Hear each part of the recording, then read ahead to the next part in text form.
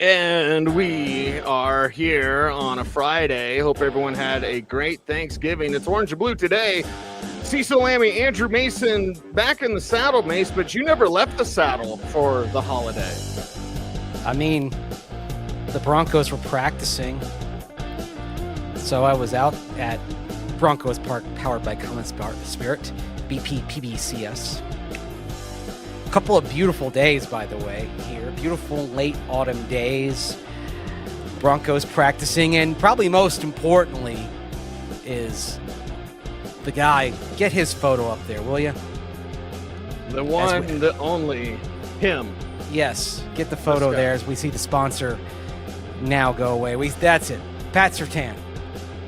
Full practice Thursday, full practice Friday. So officially what you see on the injury report issued after Friday's practice is he's not even questionable. He's good to go for Sunday. So was Alex Singleton.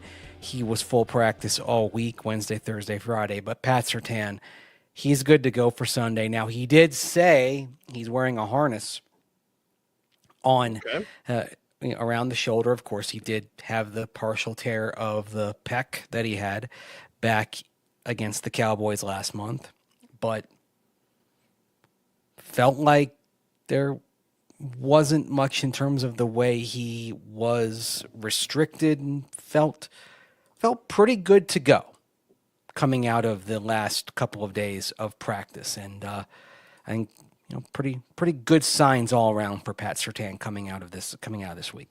Yeah, good news for Pat Surtain. On our Game Plan Saturday show, we'll go over who he's got to cover. Terry McLaurin looks to be back. But it seems like, Mace, with all these guys, they have a plan. They have a week in place. And Pat Surtain's week, in my opinion, was always week 13. So he's on track. He's on time. Everything's gone well. I think the fact that he was not placed on injured reserve was all the indication you needed to have. Now, injured reserve, to be recalled from injured reserve, and there are only, of course, so many players that you can use that designation on in a season, but it's a minimum of 4 games, not weeks, but games.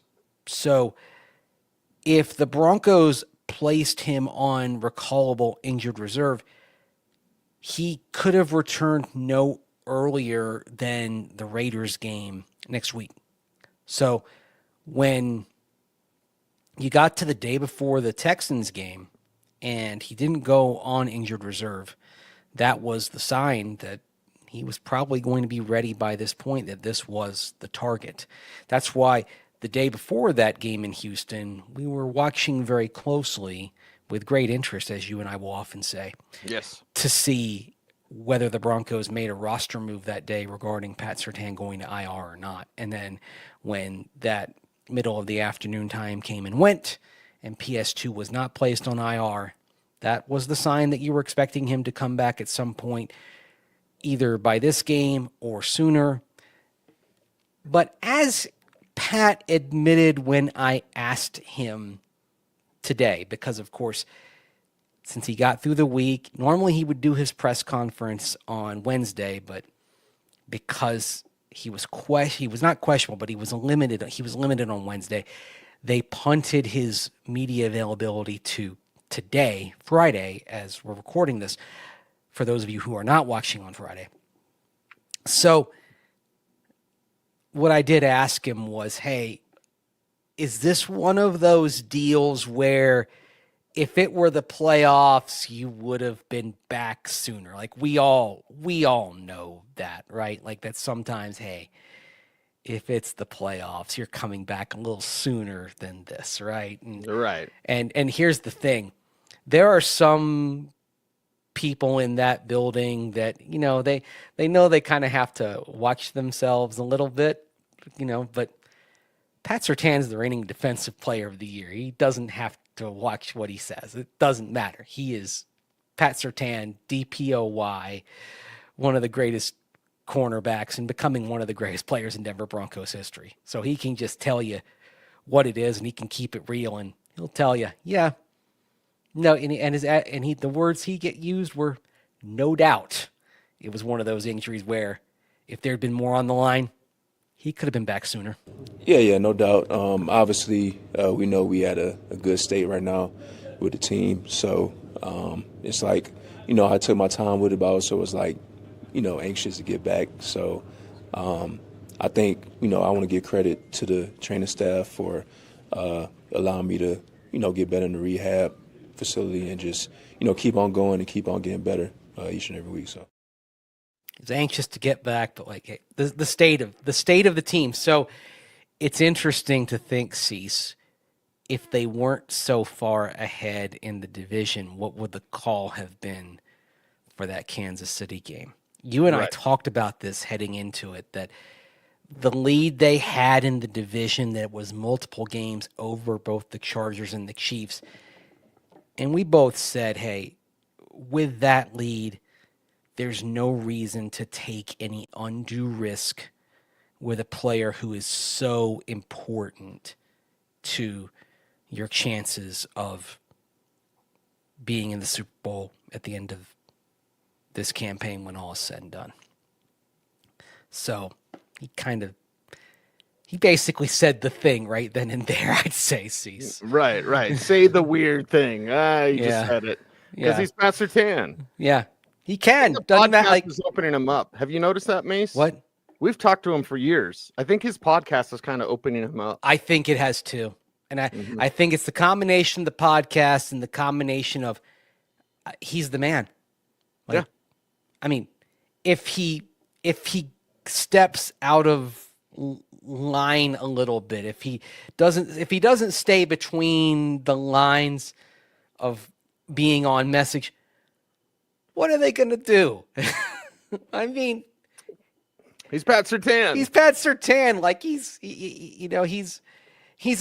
a guy that they put on the scoreboard on the outside of the stadium on the scoreboard. I mean, he is at this point, he's larger than life within that team. He just is. But I do agree with you on the podcast being something that is getting him to open up a little bit more, to understand, hey, it's okay to express yourself a little bit. It's okay, the public's not going to bite. Trust yourself. It's cool. It's cool to just be yourself out there. You don't have to. You don't have to like think about everything you're going to say. You just let it flow. Just the same way you were on the field. Just let it flow. It's going to be okay. It's going to be cool at the end of the day. So, yeah. Yeah, Vance Joseph likes his guys playing, not thinking out there. Yeah, that's a great way of putting it. And Pat's up there, and Pat was answering questions today, and he was just being Pat. And I was, and we've seen that week after week. It's why his press conferences have become, I think, pretty compelling, week in and week out. It's one of the cool ways that he's grown over the last few years. Yeah, it's getting better and better. And on the field, the product against the Commanders, we know based on Wednesday when I asked Sean Payton, I got the great question from Sean Payton. Not good question. I got great question. Yeah. I think it's my first great. Ooh, anyway, nice. And he's talked about practicing with wet balls and everything. Because you mentioned the weather. I think we're going to have a 40-degree difference here in Denver based on today compared to tomorrow. At least those were the early forecasts. We know in Washington, it seems like it's going to be rainy, perhaps throughout the entire game. And that's something that this team will need to be prepared for as well as they work through the week of Thanksgiving. It was a week of preparation also with preparing for this weather. Yeah, I mean, the precipitation chance as we're looking at it on Sunday right now, I mean, it just depends kind of how things go. Right now, as I'm looking at it on my phone here, it's calling for precipitation chances to drop as we get into the evening. So maybe we're going to be looking at the rain hitting in the afternoon, the morning to afternoon in the DMV rather than in the evening. So perhaps we're looking, instead of being kind of gnarly and nasty, at it just being about a 39, 38 degree night there along the Beltway. So that's kind of what you're hoping for. But doesn't hurt to be prepared. So we've seen the Broncos in the periods of practice that have been open. We've seen them doing some wet ball drills in practice. We know that they're going to be mindful in terms of the cleats. The field at what is now known as Northwest Stadium, it's had a few names over the years, going all the way back to Jack Kent Cooke Stadium back in 1997 when it opened. The field is kind of infamous. It's never been one of the best maintained surfaces in the National Football League. So just like it's never been one of the most well-maintained stadiums in the National Football League. It's interesting. This is a stadium that is 1 year older than Bank of America Stadium in Charlotte, where the Carolina Panthers play. That is still a pretty nice stadium. This place is terrible. And with new ownership, you'd think that they would do kind of like the Greg Penner thing. It just shows you how great the Walton Penner group is. Yeah. Hey, you need new turf? Change it. Like, they've got no issue in spending hundreds of thousands to change it. Or even just a game or two. Yeah, it's funny. I think part of it is that this stadium was so far gone that they just kind of they're doing what they can, but there's so much effort they have to put in to just make this place passable. Ugh. Like, whereas with Empower Field at Mile High, it was just taking it to another level. It was a good stadium. It was, how do we just maybe crank it up a couple of notches, and at least for the last few years make it as nice as possible. Like, get this thing up a level. I mean, the truth of the matter is, really, while there are better stadiums than the NFL. Is there anything really wrong with Empower Field at Mile High? Not really. Not really. No, I mean, the thing now that the things that are needed are mainly, like, long term, are structural, and I think that's when you talk about the things that would need to be done. That's where you start getting into some pretty significant costs to extend the usable life of the stadium, and that's where you probably would be getting into the very high hundreds of millions of dollars to add, say, 25 to 30 years of usable life to the stadium. And most of it would be things that a lot of people attending games wouldn't see. But out at Northwest Stadium there in Landover, Maryland, there's no salvaging that place, which is why you hear all the efforts there going toward a stadium, seeming to be most likely in the district, but we'll see. There's all sorts of political theatrics and histrionics going on there. Wow, Washington D.C. with political theatrics. I'm Who shocked. knew? I know. Get through this thing and get through it healthy. Has there been any buzz about Alex Singleton perhaps being on a snap count?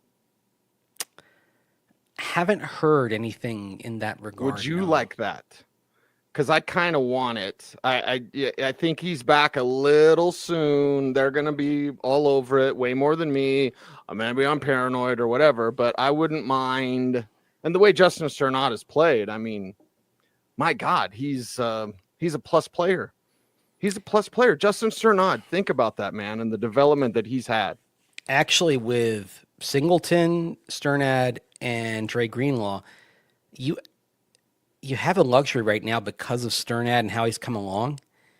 You have the luxury of maybe going 2/3 of the snaps on with each if you really want to have some fun with this. You could have a different package, yeah. Yes. You could actually divide their snaps up into their collective snaps into where, let's say you combine all the inside linebacker snaps and you could give each of them a third, and then you end up probably with, there maybe are a few snaps where you're only going with one inside backer depending on the package, but in the end you probably finish the game with each of them playing roughly 60% of the snaps if you do that, if you divide it equally. Maybe that's something to think about. Keep them all fresh. Yeah, we'll see. The only thing is, then you're rotating and shuffling who your green dot is. And that may be something that Vance Joseph doesn't want to do. Perhaps he wants consistency in terms of who's relaying the play calls, who's the pre-snap quarterback of that defense. And that's where they did fine without Alex Singleton, and maybe this is where it does sort of expand the trust that you'd have in Justin Sternad, because you did get through a game without Singleton and you got through the season without Alex Singleton. But we have heard multiple times from VJ that he considers Singleton his quarterback and the extension of his brain out there on the field. So that's one thing that that's one thing that may come into play, is just how much he thinks of Alex as very much his eyes and ears on the field when he's out there. And VJ may be reluctant to lose that if Alex feels like he can go full bore for the full game. But I do think it's something to think about regardless. Okay, we're going to do an abbreviated Friday show. Of course, have our Saturday game plan show for you. And we'll go over some vibes, a vibe check after a quick word from our sponsor. At Ramos Law, they believe in building long-term relationships with their clients. It's never just a transaction. Their motto says it best. Ramos Law, what makes us different makes us better. And it's so true. Ramos Law, uniquely built to fight for you. All right, Mace, one of the things that Sean Payton talked about earlier this week was like, hey, reducing those penalties. Yeah. It looks like Vance Joseph had said something about that, and they didn't have coordinators at the podium. Minor gripe. That's a minor gripe for me. I like when they're at the podium, but I wasn't out there yesterday or today. You were. You gathered the data. You talked to folks out there, and it seems like, yeah, the buzz about fewer penalties defensively is something they'll be focused on. It's a huge focus. It's a huge point of frustration, definitely. But at the same time, it was interesting to hear VJ talk about it. I mean, he did first talk about some of the pre-snap penalties, but then got into the penalties happening in the run of play, and sort of a similar thought as to Sean Payton, that, all right, maybe you're not as worried about the things that are happening during the run of play, but you can't keep having those things. But I liked VJ's answer here. It's a long answer, but it's worth playing because it's something everyone should be mindful of. Don't blame the officials. This is a no excuses answer. Vance Joseph. I think the penalties that we've gotten, most of them are competitive, combative penalties. Some of it, we have to play more discipline, in the secondary with Riley, obviously, finding the ball, playing with less hands, understanding the flow of the game, when to play off, when to play on. Me doing a better job to help with some coverage calls, to pull some pressure off certain players in those third and longs. That helps.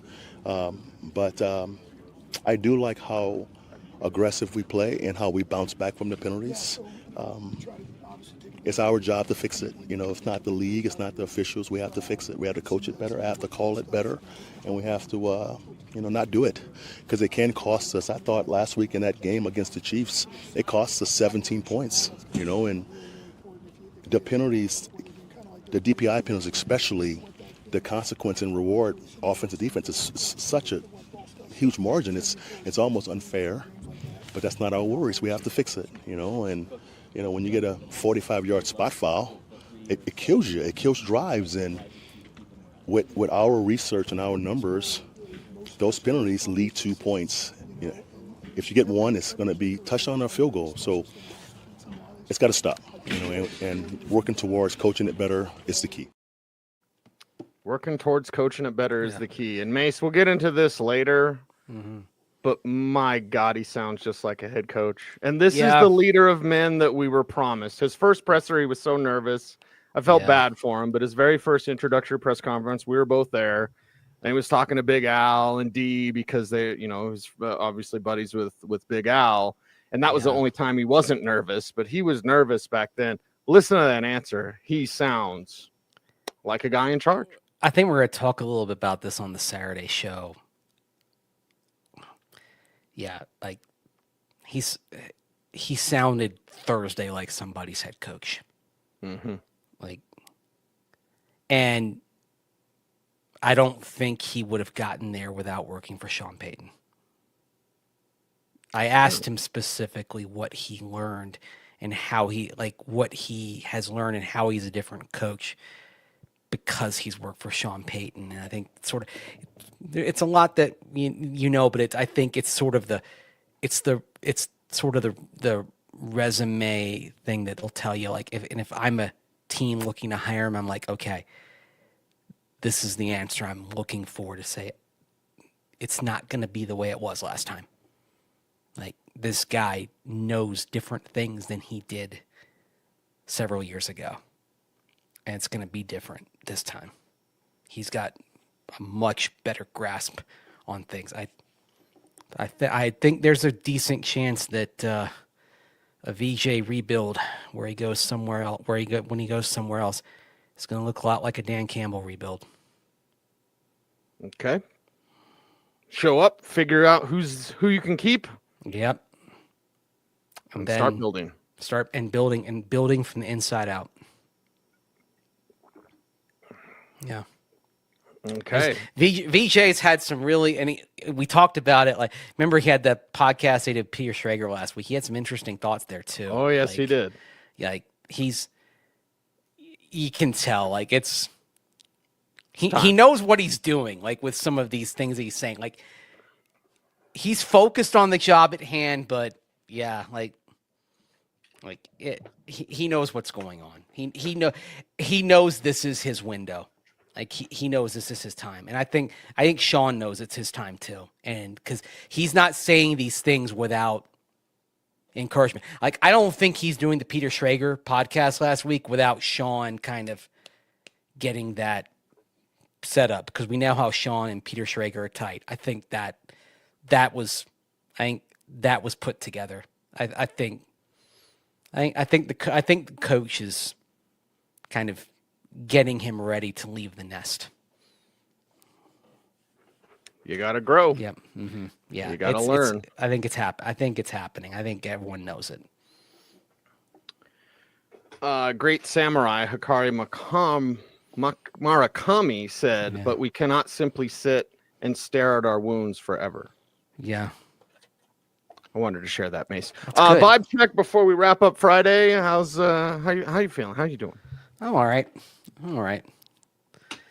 Looking forward to going back to my old home turf, that part of the country. That's, which states will you be in? The game's in Maryland. I'll be in Virginia most of the trip. So you just wanted me to say Virginia, didn't you? Yeah, of course. I was waiting for that. Yes. You know where I'm gonna be. Like, Mace is on the case. Yeah, like, that's. I've been a lot of places, but the air, the compass points, basically, Maryland, Virginia, North Carolina, the arrow, the arrow at some point kind of guides me back home. So it'll be good to hear. Good to go. It's good to go back for a few days. Yep. Mace will be on the case. We'll be listening to him and, of course, checking in there with the Commanders and the Broncos on Sunday night. Before we're out of here, and again, we got our Saturday game plan show. Mace, how can folks help us out here on our YouTube channel? Like, comment, share, subscribe, hit that notification bell so that you never miss vid.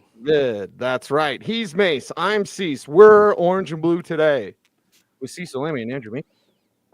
Thanks for watching, everyone. I want you to stay tuned. And as always, please